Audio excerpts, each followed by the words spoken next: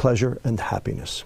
A lot of people equate the two, but I'm here to tell you that they are completely different. A lot of people think they're exactly the same. In fact, on the internet, you can find definitions that actually conflate and confuse the two. So what are the differences between pleasure and happiness? And I believe there are 7. Pleasure is short-lived, happiness is long-lived. Pleasure is visceral, happiness is ethereal. Pleasure is taking, happiness is giving. Pleasure can be achieved with substances, happiness cannot be achieved with substances.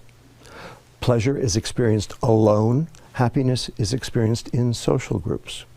The extremes of pleasure all lead to addiction, whether they be substances or behaviors.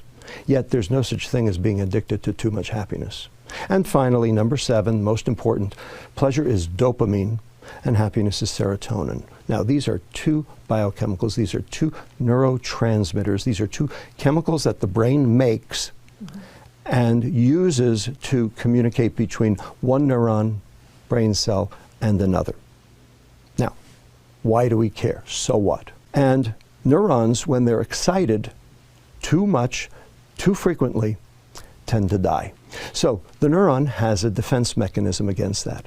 What it does is it reduces the number of receptors that are available to be stimulated in an attempt to try to mitigate the damage.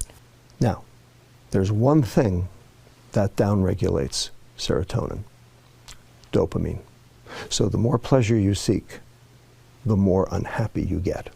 Have very specifically and in a coordinated fashion confused and conflated the term happiness with the term pleasure, so that you can buy happiness, so that they can sell you their junk.